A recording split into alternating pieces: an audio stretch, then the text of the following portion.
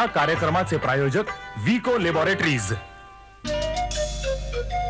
हर सुबह हर दिन नया विश्वास जगाता है, हर कदम तंदुरुस्ती का एहसास दिलाता है। विको वज्रदंती, विको वज्रदंती, सांसों में महकती जीवन की उमंग, सजती और संवरती खुशियों की तरंग, हर मुस्कान का ये राज पुराना, कुदरत का ये देखो अनमोल खजाना। विको वज्रदंती, विको वज्रदंती, देश विदेश में है जाना और पहचाना, ऋषियों के खोज का वरदान ये निराला। विको वज्रदंती, विको वज्रदंती, विको वज्रदंती, विको वज्रदंती।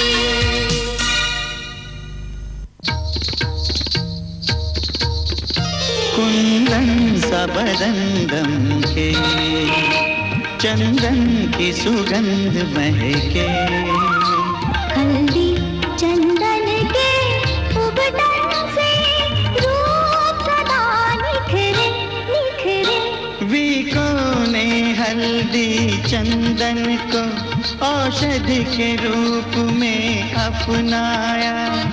विको टर्मरिक क्रीम को रचकर देश विदेश में पहुंचाया। विको टर्मरिक आयुर्वेदिक क्रीम आपकी त्वचा को कोमल व सतेज बनाए रखती है। विको टर्मरिक नहीं कॉस्मेटिक, विको टर्मरिक एक मान्यता प्राप्त औषधि।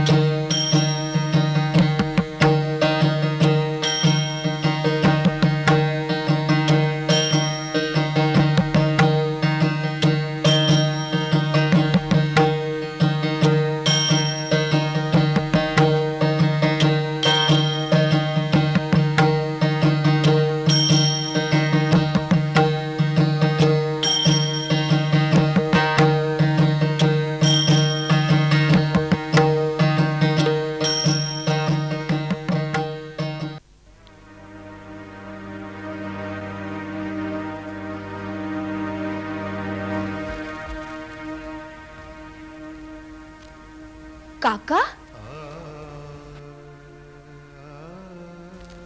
ध्यानी मनी नसताना आज काका माझ्या घरी आले। याआधी कधी ते माझ्या घरी वळले नव्हते आणि आज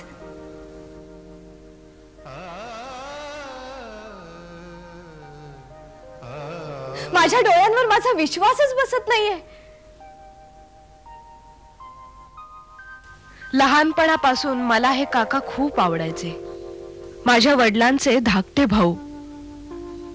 आमच्या मोठ्या घराच्या पाठीमागच्या 2 खोल्या काकांच्या ताब्यात होत्या। काकांचं नातेवाईकांशी फारसं सख्य नव्हतं। साऱ्यांच्या हिशोबी काका म्हणजे विचित्र माणूस।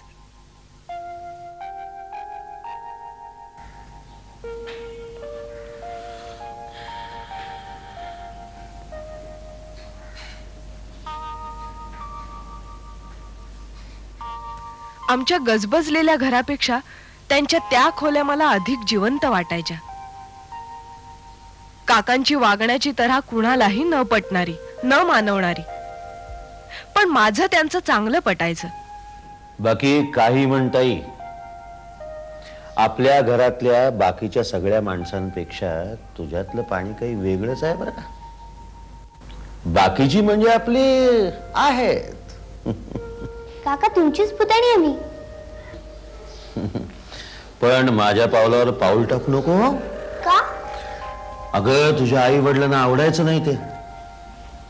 देशसेवा, राष्ट्रभक्ती या सगळ्या गोष्टी मूर्खपणाच्या वाटतात त्यांना। काका मला पटतं तुमचं। अगं नुसतं पटून काय उपयोग, थोडं थोडं कळतं सुद्धा। तुला काय डोंबलं का कळतं त्यात? आणि कळलंच नाही तर काका छान समजावून सांगतात मला. अगं ते काय सांगताय ते त्यांचं त्यांना तरी समजता का? ते विचार. हे बघ तुला सांगून ठेवतेय, शहाण्यानं त्यांच्या नादी लागू नये. त्यांनी आपलं आयुष्य सोडले वाऱ्यावर, देश सेवा करतायत म्हणे. काय मोठे दिवे लागलेत सगळीकडे. खुशाल साडे राहिलेत. लग्न नाही की काम धंदा नाही.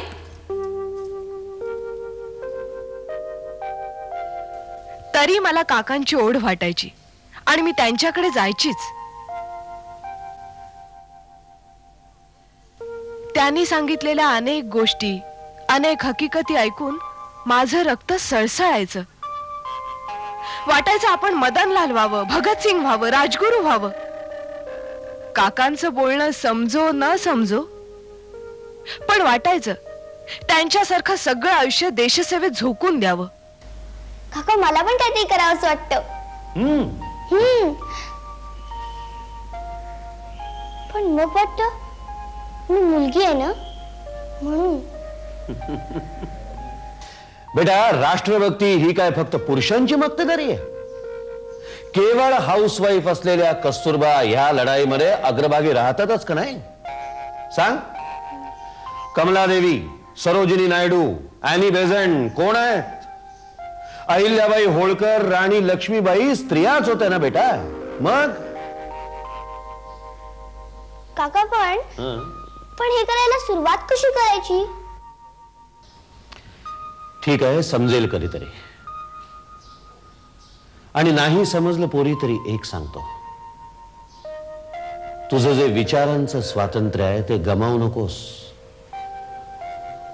तुझं जे तत्व आहे ते सोडू नकोस, प्राण गेला तरी. आता ते आले की तुम्ही बोलायचं. हो बाई, मी नुसतं हो नाहीये मला नेहमी थोडंसं तुम्ही नाही माझं ऐकून घ्या. तुम्ही ते आता आले.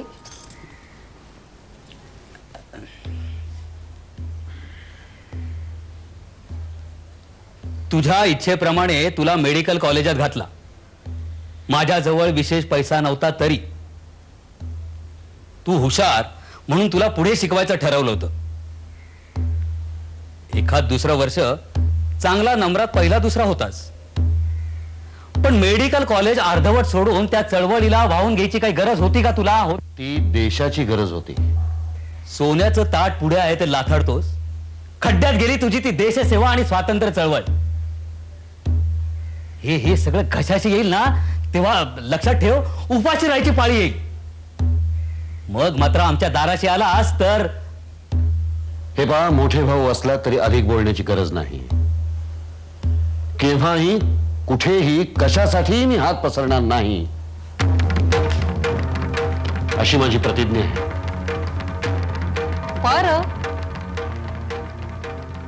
तुमच्या त्या खोल्यांमध्ये सारखी काहीतरी खलबत चाललेली असतात. हे बघा, तुमचा हा उपद्व्याप आमच्या सारख्या व्यवस्थित संसार करणाऱ्यांना मानवणार नाही. तुम्ही एकटे आहात. उद्या तुरुंगात गेलात ना तर कुणाचं काहीही नुकसान होणार नाही, पण तुमच्यामुळं आमच्या संसारावर नांगर फिरायची वेळ येईल. हे ध्यानात ठेवा. आमचं घर आहे, संसार आहे, मुलं बाळ आहेत. एखाद्या संसर्गजन्य रोगा इतके मला घाबरता आहेत. मी घर सोडणारच होतो, पण तुम्हाला जराही धीर निघाला नाही. तुमचे संसार, तुमचे स्वार्थ, तुमचे व्यवहार, तुमची मुलं बाळ. तुला सांगतो, मुलं बाळ झाल्याशिवाय या भावना कळणार नाहीत आप्पा.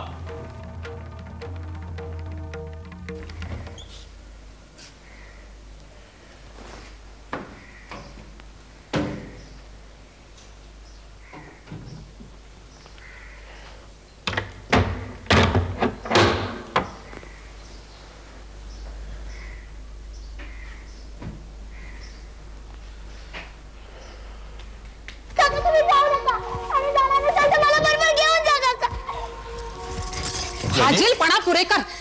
त्यांच्या नादानं तूही बिघडत होतीस. त्यांना भिकेचे डोहाळे आणि तुला सुद्धा तेच. तो मायेनं भिजलेला स्पर्श मला अजूनही आठवतोय. माझी मिठी सोडवताना त्यांच्या डोळ्यात पाणी उभं राहिलं होतं. ती करारी मुद्रा काकुळतीला आली होती. हाताला कंप सुटला होता त्यांच्या. मला आठवतंय, त्यांनी रडू गिळलं आणि निग्रहाने ते निघून गेले.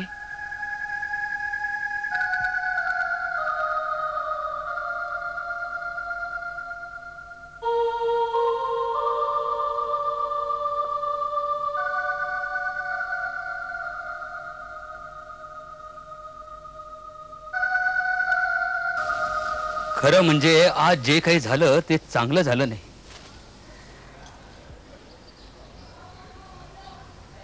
अप्पाला आज टाकून बोललो मी. तसा मी त्याला नेहमीच झिडकारत आलोय, पण ते सर्व मायेपोटी.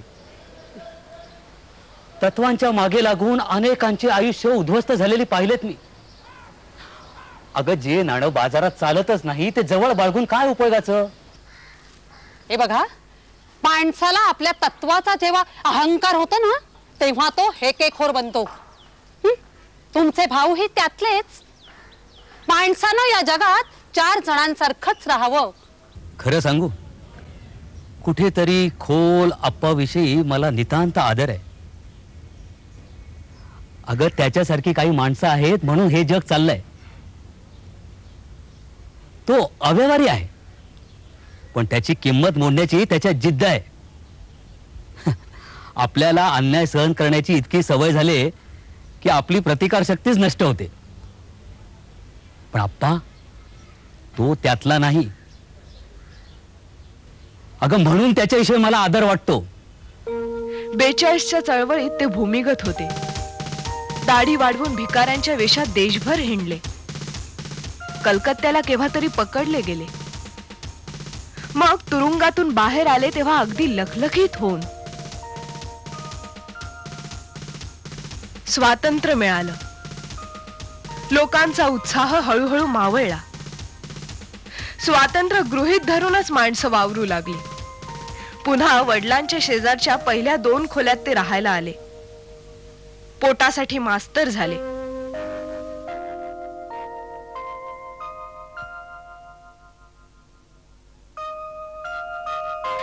मी दिल्या घरी शहाण्यासारखी संसार करीत होते.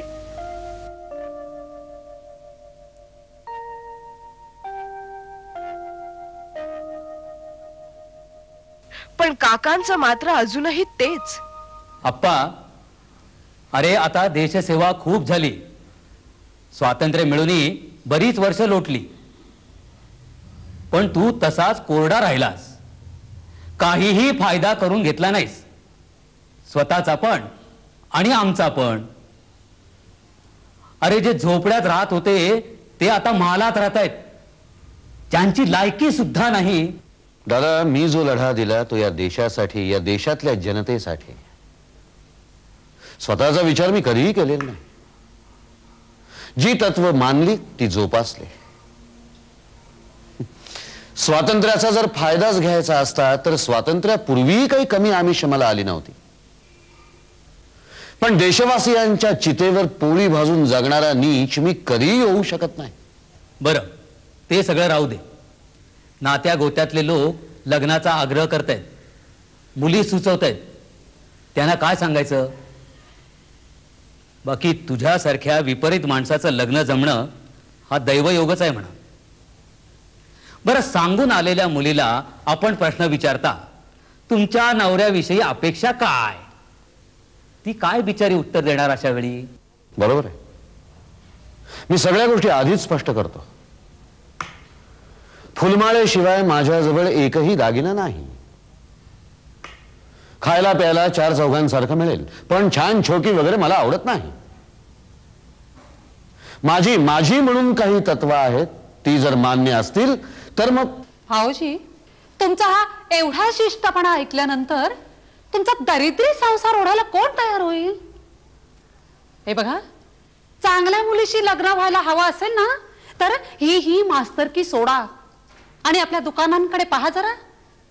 अहो, पैसा आहे ना तर सारं काही आहे. कोणाला शहाणपणा शिकवताय बहिणी तुम्ही? मला पैशाचा किंवा परिस्थितीचा गुलाम मी नाही होणार. कधीही अशक्य आहे माझ्या बाबतीत. तुम्ही सगळे लोक पैशाचे गुलाम आहात. आपला देश म्हणून कुठेतरी आज पौरुष हरवून बसलेला आहे. पैशासाठी कोणीही काहीही विकत सुटलाय. कशाचाही सौदा कोणीही करतोय. तुला उपदेश करणारा मूर्ख ठरतो हेच खरं. पण शेवटी कुणी एक गरीबा घरची मुलगी त्यांच्या गळ्यात वरमाला घालायला तयार झाली. काकांचं लग्न झालं. त्यांना एक मुलगाही झाला. त्यांच्या शेजारी असलेले माझे वडील, इतर काका सारे पैशाने मोठे झाले होते. त्यांची दुकानं होती, शेतीवाडी होती. काकांना सुद्धा त्यांच्या वाट्याला आलेल्या शेताचा तुकडा व्यवस्थित पिकवा म्हणून ते आग्रह करीत होते. पण काकांची विचित्र मतं आड येत होती.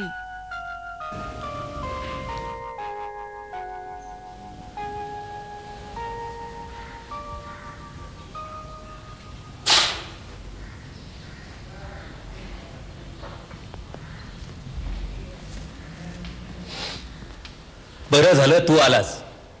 तुला मुद्दामून बोलावणं पाठवलं होतं. अप्पा, अरे सगळ्यांनी आपल्या जमिनी पिकवल्या, ऊस लावले, गहू पेरला, पण तुझी जमीन अजून तशीच पडीक. वास्तविक तुझ्या शेताजवळून पाट वाहतो. हो, पण पाटाचं पाणी वेळेवर मिळत नाही. पाणी मिळतं तेव्हा वेळ टळून गेलेली असते. नुसती ढेकळं भिजून काय धान्य ऊस पिकणार आहे? अरे त्याबद्दलच मला बोलायचंय तुझ्याशी. काय? हे बघ, तू नीट शांतपणे ऐकणार असशील तरच बोलतो. बोला. हे बघ, चारीचं पाणी सोडण्याबाबत जरा फाजीलपणा होतोय. हो, त्यासाठी वर जाऊन भांडणार आहे मी. काही उपयोग होणार नाही त्याचा. अप्पा, एक ठराविक रक्कम जमवायची आहे या महिना अखेर. कशासाठी? आपल्याला पाणी हवं म्हणून. हे पहा, पाणी मिळणं हा आपला हक्क आहे. आपण सरकारला पैसे देतो ते पाटाच्या पाण्याचंच ना. हो, पण हे शास्त्र गुंडांना कळत नाही. हा तुम्हाला खायला उठलेला जो लाचलुचपतीचा राक्षस आहे ना, हा तुम्ही निर्माण केलेला आहे. मी आयुष्यात कोणालाही लाच दिलेली नाही. कष्टाशिवाय एकही पैसा घेतलेला नाही, तेव्हा मी लाच देणार नाही. वेळ आली तर मुख्यमंत्र्यांना भेटेन, त्यांनी नाही झालं तर दिल्लीला जाईल. मास्तर, हे ठेवा, पण नाही आणि परंतु नाही. ही असली गलिच्छ गोष्ट करायला सांगताना तुम्हाला लाज कशी नाही वाटत? तुम्हाला काय वाटलं शिक्षणाचं काम हे काय तेल तांदूळ विकण्यासारखं काम आहे? मुलाला पास करण्यासाठी तुम्ही मला पैसे दाखवता. मुलाचं यश तुम्ही पैशाने विकत घेता. मास्तर, एकुलता एक मुलगा आहे माझा. पैशासाठी शिकायची जरूर नाही त्याला, पण माझी इच्छा आहे त्याने शिकावं. पास झाला तरी नोकरी करणार नाहीये, फक्त पास झाल्याचा शिक्का हवाय. तुम्ही लोकांनी सगळ्याचाच काळा बाजार केलेला आहे. आत्ताच्या आत्ता माझ्या समोरून इथून तुम्ही निघून जा. माझ्यावर कृपा करा, जा.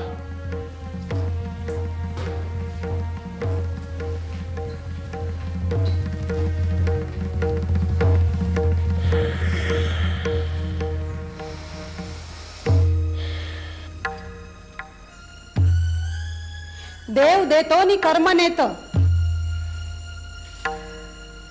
हा पापाचा पैसा तुला हवाय? यात पाप कसलं?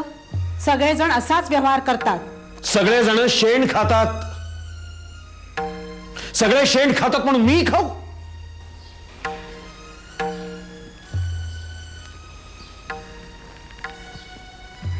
फक्त स्वतःचा विचार करता तुम्ही. अहो, पण आपलं पोरग लहान आहे अजून. त्याचं सगळं व्हायचंय. तुमचं वय आता कबूल आहे का? कबूल आहे, मला सारं मान्य आहे. समजतंय म्हणे, पोटच्या पोराला देशोधडीला लावाल. हे पहा, कोणी कोणालाही देशोधडीला लावत नाही. जो तो आपल्या लायकीवर जगत असतो. हमालाच्या मुलाची जर पंतप्रधान होण्याची लायकी असेल तर तो पंतप्रधान होतो. इतिहासातली उदाहरणं दाखवू का तुला? दाखव.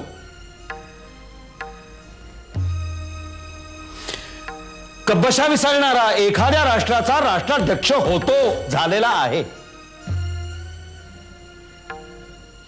कुणी कुणाला घडवायला लागत नाही.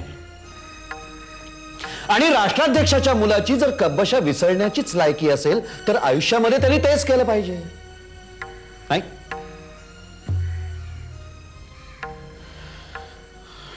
आपल्या मुलाच्या बाबतीत तू म्हणशील तर काकांची तर्कट ऐकायला कुणालाही आवडत नसे. त्यांचे चिडीचे विषय अनेक असत.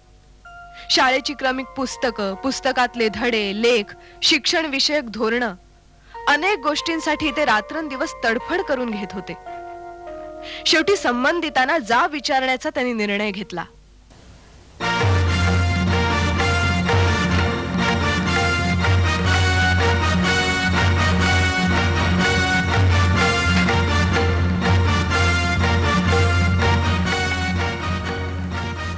ये आप्पा ये.